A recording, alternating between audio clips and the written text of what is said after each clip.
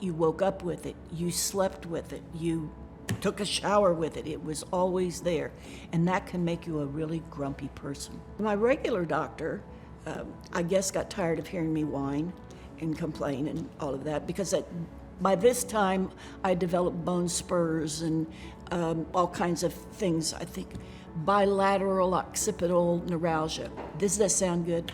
I think it really just means I'm a nervous mess. She sent me over to the office where Dr. Kanan was, and he's the neurologist that saved my life.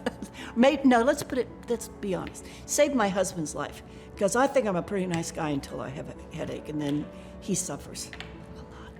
Lou had seen many providers before for her headaches, and knowing that migraine is the most common type of headache, oftentimes we find that occipital neuralgia is misdiagnosed as migraine, and people get migraine treatments that just don't work. I was taking a medication that another doctor had given me to help me sleep, to help, because I've got bone spurs. I'm old, I'm decrepit.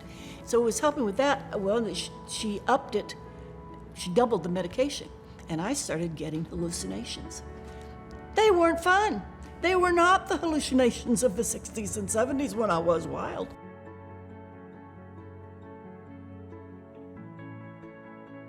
Now he's got me on gabapentin, and we weaned off of one med and went on to this.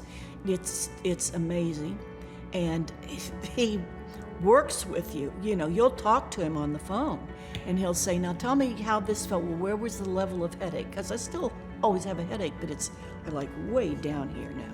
I've got to say, the staff is wonderful at the office in Dayton.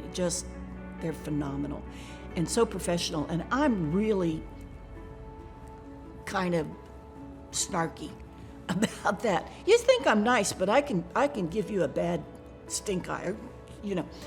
And they're just phenomenal and really pay attention to what you're saying.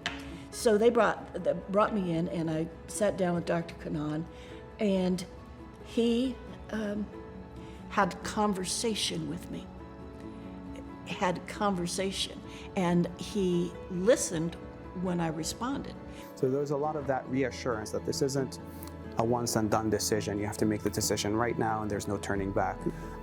And even since then, with all the tweaks that we've made, it's always been a discussion. She'll say, "Okay, well, I've had a rough month. What do you suggest that I do?" I'd be like, "Okay, how do you feel about going up a little bit on that gabapentin, knowing that if you had any issues, we can always go back down and be where you're at right now." So it was never, here's what you have to do, and then you have to do it.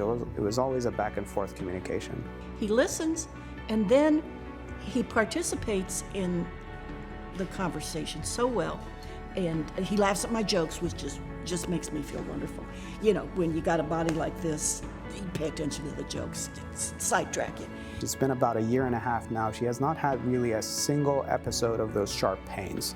Those sharp pains have become history, basically, to her. So she does have headaches here and there every once in a while, usually from sinuses or any other issues that have been going on. But they're never to the level where she would describe them as severe. They're mostly mild. She can either ignore them or take something over the counter. She's always very quick to remind me it's not like those bad headaches that I used to get. So she's very, very happy with that. He took away the pain.